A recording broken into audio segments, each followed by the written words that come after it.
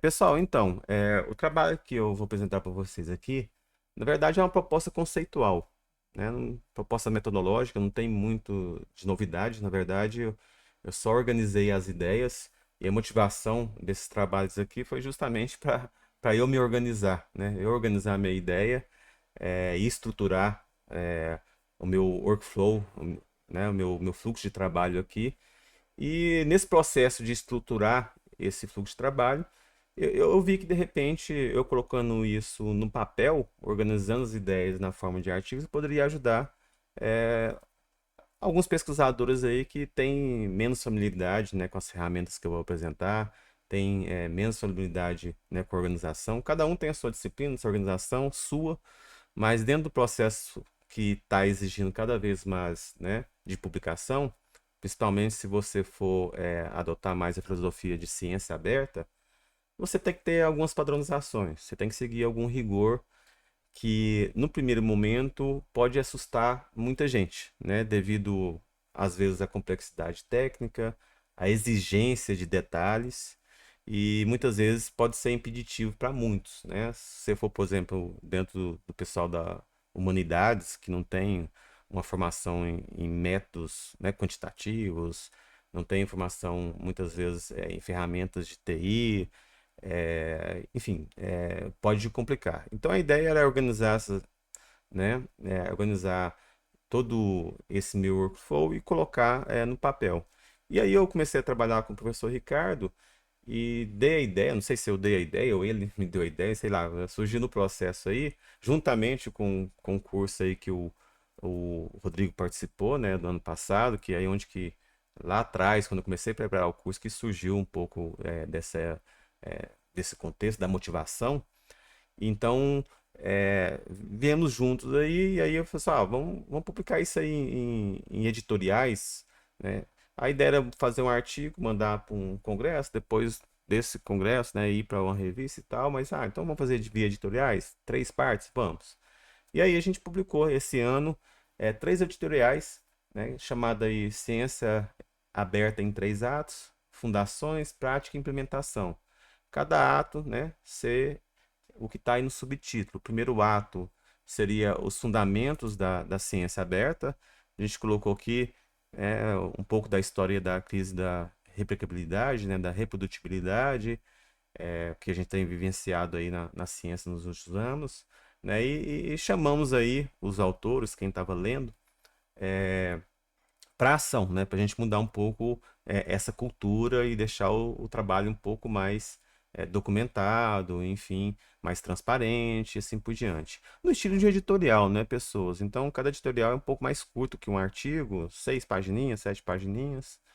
E aí depois você teve o segundo editorial, né, que seria o segundo ato, vamos dizer assim, que aí que a gente falou, né, ó, para você de repente deixar isso mais transparente, mais documentado, você de repente, né, precisa de dominar certas ferramentas. São muitas, vastas, mas se você passar por essas aqui, comentamos, então esse segundo editorial foi mais instrutivo, informativo, falando sobre as ferramentas, óbvio, de uma forma bem resumida, e também dentro do contexto de uma proposta de editorial que é mais curto, tá? Né? 6, 7 páginas.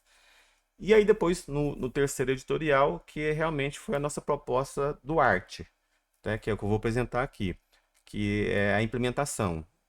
Né? A mensagem é mais o seguinte, ó, nós sabemos que de repente o processo pode ser complicado, e apresentamos para vocês aqui esse template, esse modelo que vocês podem usar, né? Vocês podem começar devagar, pode começar, né? Inicialmente, o que nós chamamos de nível 1 de reprodutibilidade. Eu coloco ele aqui, né? Nível 1 de reprodutibilidade. Vocês podem começar devagar.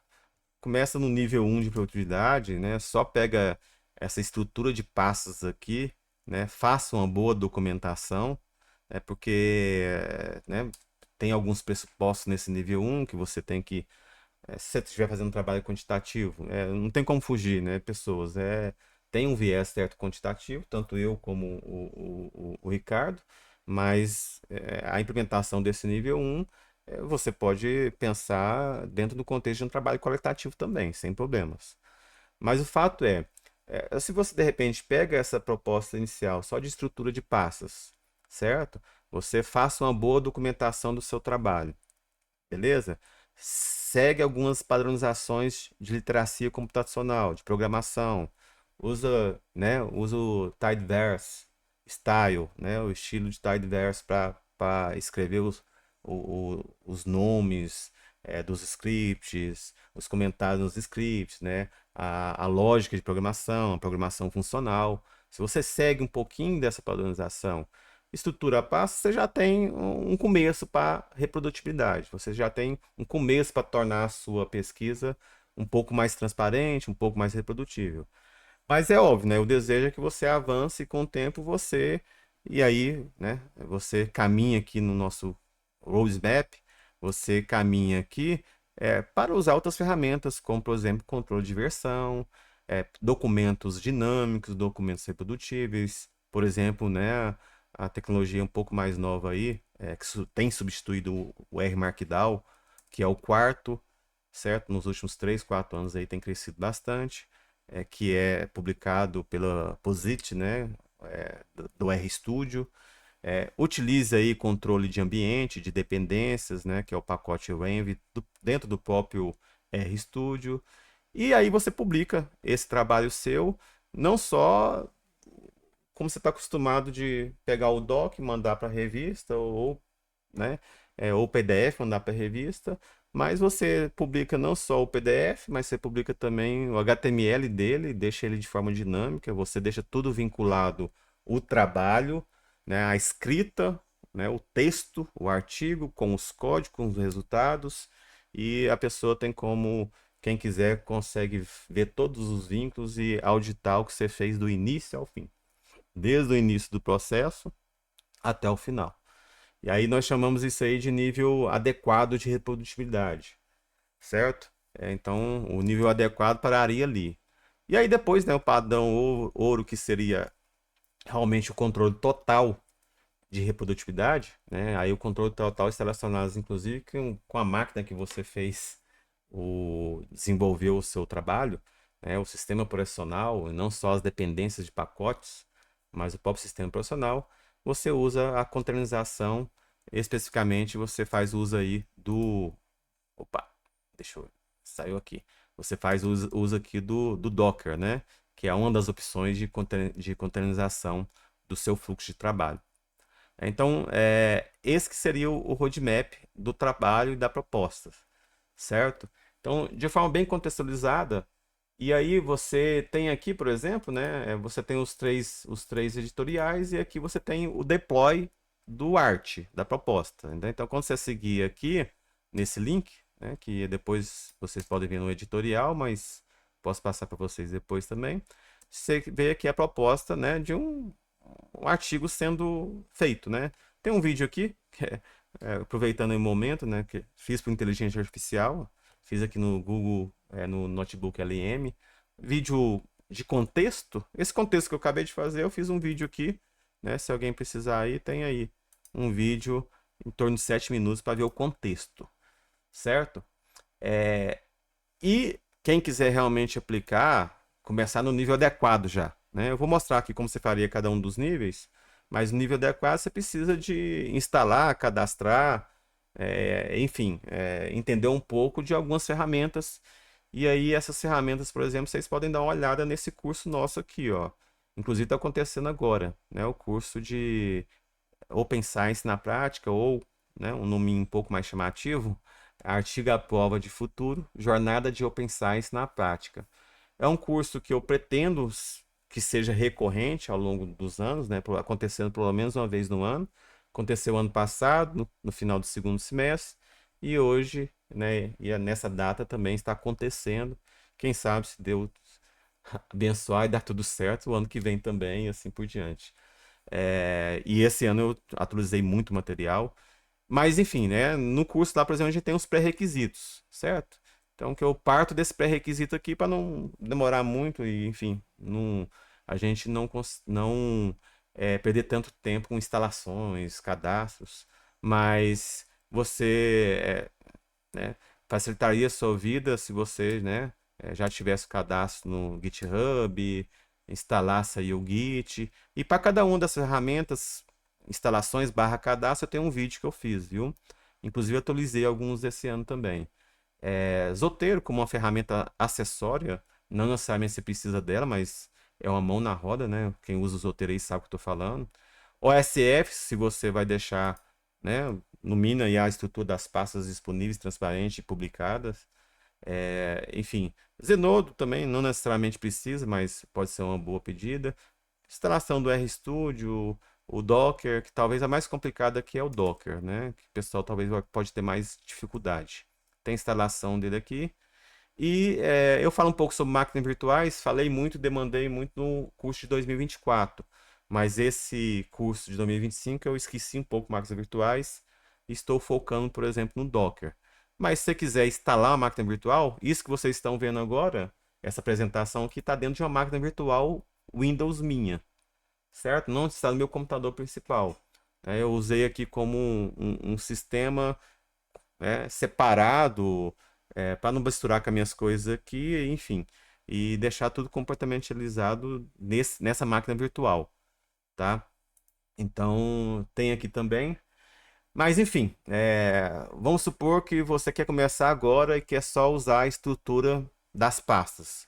Simples, você vem aqui no meu repositório Git, né? Vem aqui e baixa esse repositório inteirinho aqui, né? Vem cá, code, e faz download aqui do zip para sua pasta aí download, depois você descompacta ela no seu trabalho aí, por exemplo, né, na sua pasta de trabalho, onde que você quiser, e usa no mínimo, por exemplo, né, essa estrutura de pastas aqui. Então, você tem uma estrutura de pastas que tem uma lógica, viu, gente? Toda essa estrutura aqui tem uma lógica com a documentação interna, certo? Dentro de data, você tem os dados de entrada, você tem os dados de saída, que é o analyze data, e, se necessário, dados intermediários.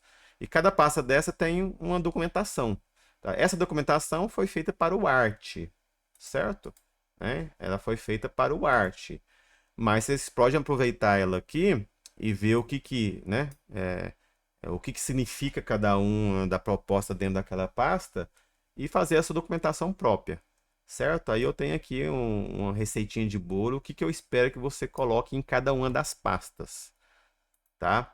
É coisa que de repente você já faz no seu dia a dia. Você tem uma forma de organizar as ideias aí, organizar o seu trabalho, mas você tem uma forma, outro pesquisador tem outra forma, eu tenho uma forma, e assim por diante. A ideia é que você tenha algo padronizado, legível, que as pessoas simplesmente olhem para a sua estrutura, olhem para a sua documentação, olhem para a sua nomeação de arquivos, olhem para a sua sequência de arquivos, a nomeação do jeito que você colocou a sequência e seja praticamente inteligível, né? Seja humano inteligível e máquina inteligível, simultaneamente. Então você pode simplesmente usar essa estrutura, documentando bem, usando as melhores práticas de literacia computacional, né? Usando o estilo Tidyverse ou não. Né? Não precisa ser o Tidyverse, pode adotar um. O importante é que você seja coeso. Seja coeso, e aí a dica que eu dou é: adote uma norma que você não precisa escrever ela, já exista. Qualquer coisa você fala o seguinte, ó, por exemplo aqui, né? Sei lá, vamos colocar aqui, aqui mesmo. Né? De repente você adote uma norma que já exista, ó, qualquer coisa, vai lá e siga aqui, ó, o protocolo TIR, né? TIR, na verdade, não é TIR não. Adote o protocolo TIR lá, que tá lá. Eu usei esse protocolo, então qualquer dúvida vai lá que eu tentei fazer desse jeito. Na hora de nomear nomes, scripts, funções dentro dos scripts, eu usei Snake Case, conforme o Tidyverse, né? Conforme o próprio Google também, né? Estilo Google de programar. Então usei esse estilo. Então a pessoa já tem a ideia de que está tudo padronizado e está tudo coeso aqui. Isso se você for, por exemplo, fazer um trabalho qualitativo. Né? Pegou a estrutura de passos aqui, por exemplo, né? Agora você quer dar transparência a tudo isso aqui, a pessoa vai ter acesso a todo o seu trabalho, seu workflow. Mais importante que o resultado final, que é o artigo, A ciência aberta prega que é o processo, né? O processo muitas vezes é mais importante do que o próprio artigo final, porque o entendimento do processo que vai fazer com que outra pessoa lá possa reproduzir o seu trabalho, possa efetivamente reproduzir o seu trabalho e possa usar o seu trabalho como referência para replicar, tá? Então, é isso que é importante. Então, você vem aqui, por exemplo, vai lá e publica, né? Então, a gente vai lá no OSF, por exemplo, cria um projeto, né? Cria um projeto aqui, qualquer um, só para a gente ver aqui, né, sem template nenhum, cria um projeto e, né, óbvio que eu não vou ensinar isso aqui, como criar projeto, inclusive tem no nosso curso, né? O nosso curso aqui, o módulo 2 é para isso, ensinar a mexer no OSF. Quem quiser dar uma olhada no material do curso, está em construção, está em desenvolvimento, mas estou atualizando e pretendo atualizar até a segunda quinzena de dezembro, certo? Então aí tem todo o material que vocês podem dar uma olhada, que o material que está lá é um preâmbulo para a aula prática, certo? Sempre é assim, um preâmbulo, uma contextualização para a aula prática, e na aula prática a gente divide a tela do computador aqui e vai mostrando os passos, tá? Então, como fazer isso aqui, é, o que, que é pré-registro, enfim, o que, que né, é pré-print e tal, a gente discute na aula. E aí você vem aqui, por exemplo, e joga, por exemplo, a sua pasta inteirinha para o SF, né? Você joga aqui, vem aqui, cria um folder, né? Um diretório e coloca lá, deixa transparente aquilo que você fez. Ou não, né? Ou você simplesmente, facilitar a sua vida, você vem aqui e conecta aquela sua pasta, no meu caso é o OneDrive aqui, né? Conecta sua pasta no OneDrive e você não precisa se preocupar. Tudo que você está fazendo aqui está conectado no seu OneDrive e está sendo atualizado aqui e está sendo transparente para o mundo. Beleza? É óbvio que você tem que ter alguns cuidados, né? De não deixar coisas públicas e dados sensíveis passar. Por exemplo, essa taça DM aqui, a ideia é que ela seja só sua. Só para os seus rascunhos e para suas falta de organização. É o caso meu aqui, né? Falta de organização, tá tudo na pasta DM, certo? Aí essa aqui eu não compartilho. No próximo passo, por exemplo, vocês vão ver que eu vou ignorar no Git, né? Ignoro ela porque ela não vai ser compartilhada.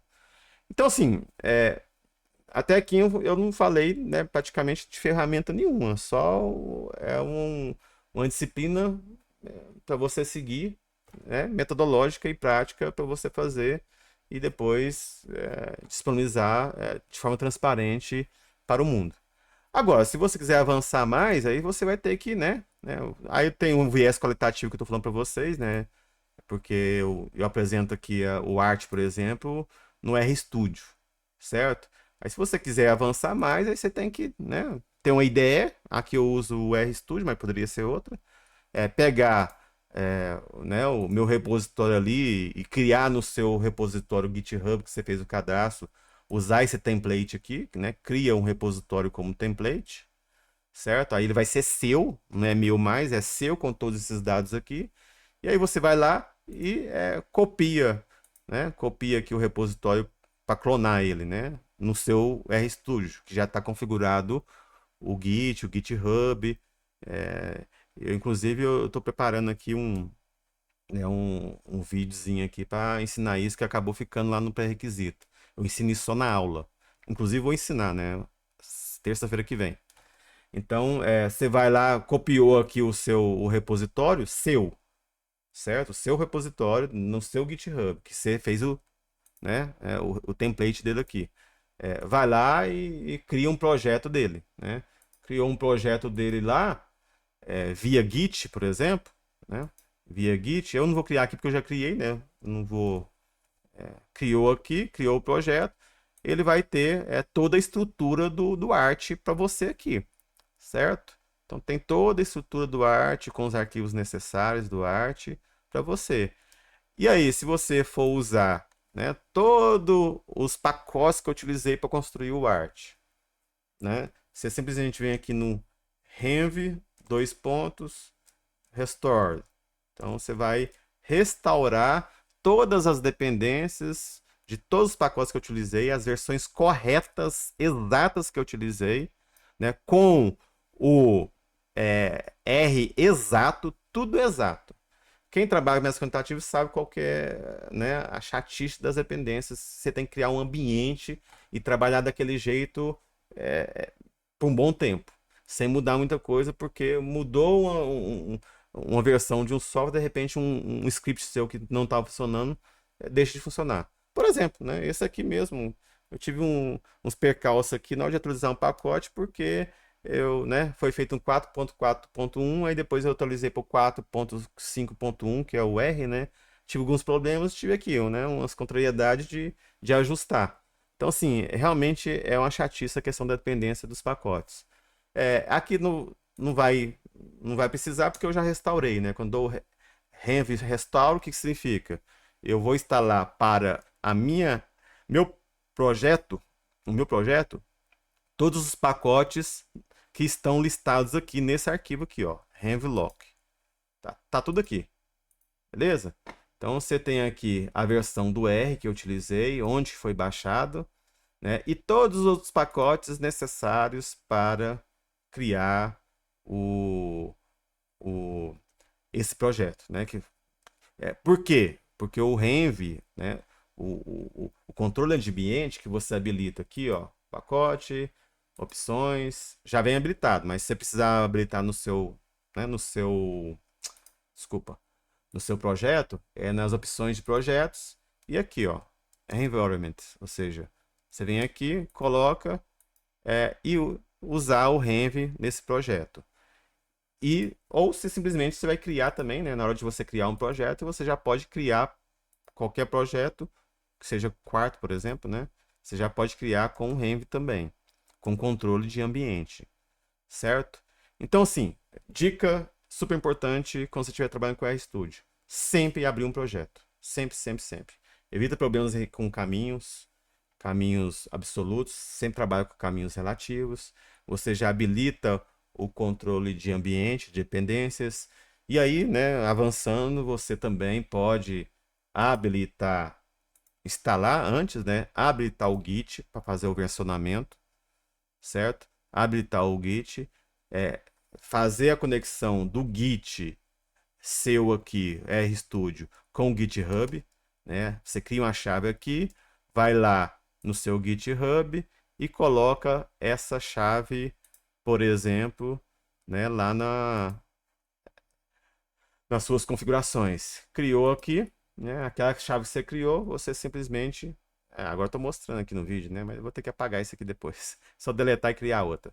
Tá? Então você vem aqui, cria uma nova SSH, aí você vai conversar entre o seu Git, RStudio e o GitHub. E aí, tudo quanto é coisa que você alterou aqui, tudo coisa que você alterou aqui, você simplesmente vem aqui e dá um commit, né? Vem aqui, commit. A intenção não é ensinar isso aqui, é óbvio, né? Na hora de baixar aqui, eu acabei mexendo aqui no Renvlock, certo? Aí dá o first commit. É óbvio que commit não pode ser sempre assim, né? O pessoal coloca aí, o primeiro commit não tem nada. Commit já está rastreando as suas mudanças com data, autor, hash, se você quiser voltar depois, enfim, com a descrição do que foi feito e assim por diante. E aí, quando você dá um push é levar para o GitHub, nas nuvens, certo? Automaticamente, isso já vai ser, no caso, eu tenho que ver o que eu fiz aqui, mas não vou mostrar, porque eu acho que eu mudei o nome aqui, viu? Enfim, depois eu vejo o que eu fiz aqui. Se está habilitado o Git ou não, porque eu fiz rápido aqui um pouquinho antes para mostrar para vocês.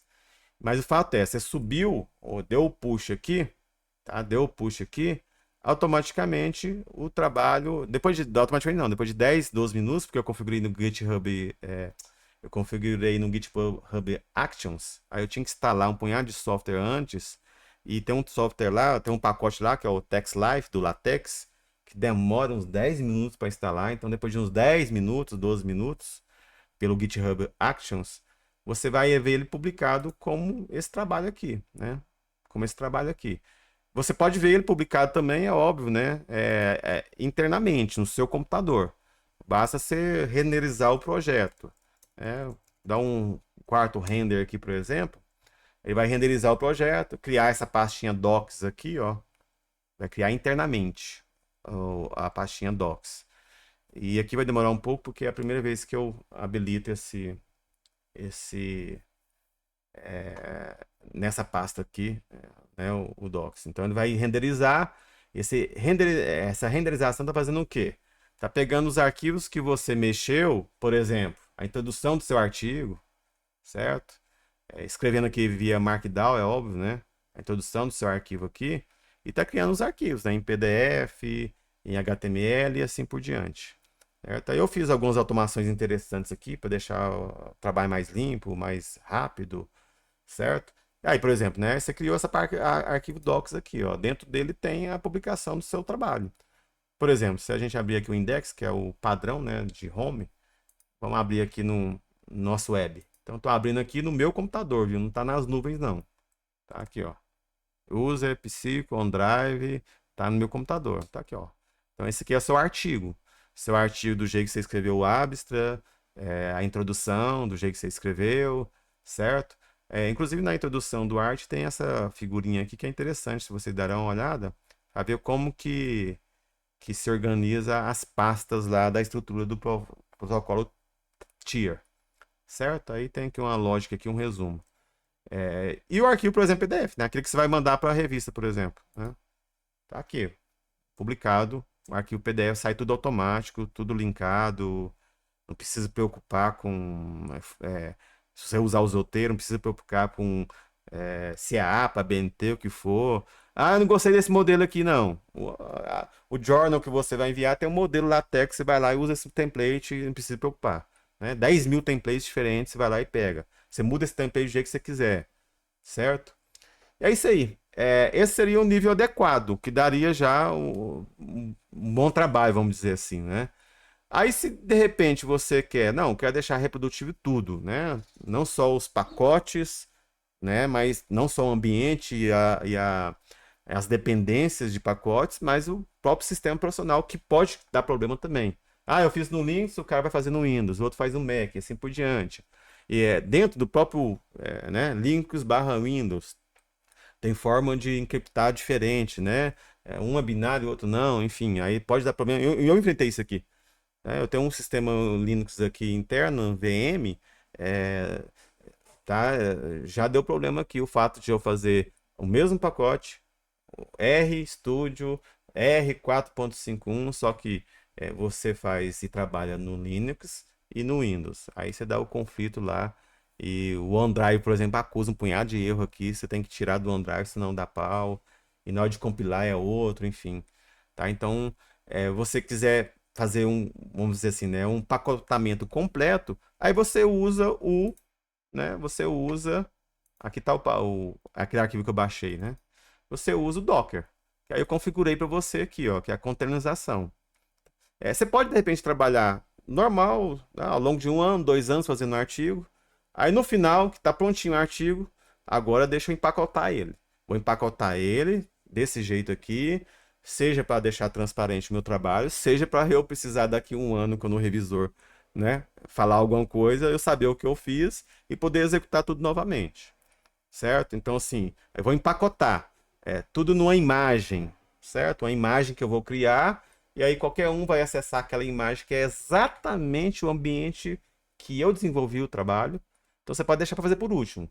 Você pode fazer, trabalhar durante 1 ano, 2 anos dentro do container? Pode, se você quiser. Mas vamos começar devagar, né? Deixa para fazer por último. Aí você vem aqui no Docker, aí eu já fiz alguns scripts de uma forma automática já, que aí você não precisa entender o Docker, né? Dockfile, Docker Compose, para poder desenvolver o seu trabalho dentro do Docker. Basta você executar aqui, ó, start batch, que vai criar um container. No meu caso aqui foi rapidinho, porque eu já tenho a imagem, viu? Se você começar aí, ele vai baixar a imagem primeiro. Baixou, demorou lá, sei lá, 5, 6, sei lá, 10 minutos, não lembro. Baixou, aí depois ele pegou e gerou. Como vocês podem ver, eu estou acessando. Ó, que eu vou fechar para vocês, tá? Tá? Fechar aqui. Esse aqui é o RStudio meu, o app, tá? Eu acabei de gerar, estou usando o RStudio no navegador, dentro de um container, de um ambiente Linux, Ubuntu, com os mesmos pacotes que eu usei no trabalho, com o mesmo R, com o mesmo RStudio, com o mesmo quarto, com o mesmo tudo, tudo, tudo, tudo. Igualzinho, igualzinho, igualzinho. Né? Venho aqui, terminei o trabalho, renderizei, né? Acessei aqui o projeto. Esse aqui é o projeto. Eu já fiz o link da sua máquina com o container. Tudo que você faz aqui dentro do container, altera na sua máquina. Tudo que você altera na sua máquina, altera no container. Beleza? Mas o ambiente, ele vai ser esse e é isso que você vai divulgar a imagem. Tá? Então você vem aqui, trabalha no seu projeto, trabalhou no seu projeto aqui, fez a renderização aqui dentro do container, né? Terminou o seu trabalho, você divulga simplesmente o Docfile. Ó, para desenvolver esse trabalho aqui, eu usei esse template, né? Se eu usei esse template, o Docfile está lá. Eu usei esse template aqui. Você pode dar um start aqui que você vai executar é, o ambiente que eu trabalhei e tudo que eu fiz roda aí e você pode verificar, tá tudo certinho, tá tudo rodando. E aí tem outras práticas que é óbvio que eu não tive tempo de comentar aqui, que convém, né, estudar, avançar, como um único script master para você rodar tudo, enfim. Beleza? Então a proposta é essa, né? Você pode usar simplesmente a estrutura de pastas publica na OSF de uma forma bem documentada, com boas práticas de literacia, né? Boas práticas de literacia computacional, nomeando bem os arquivos, os scripts trabalhando de forma coesa, ok, o mínimo que a gente espera. Ah, adequadamente você usa o Git, o GitHub, né, para controle de versão, beleza? E tenta publicar esse trabalho, da publicidade desse trabalho em HTML, né? Em documento dinâmico para vincular tudo. E aí o padrão ouro é tudo isso mais a containerização, né? Que é o Docker. Que aí sim você vai entregar para o seu leitor exatamente o ambiente que você trabalhou. Beleza? Então é isso, pessoal. É isso que eu tinha que apresentar. Não sei se faltou alguma coisa. Alguém tem alguma dúvida?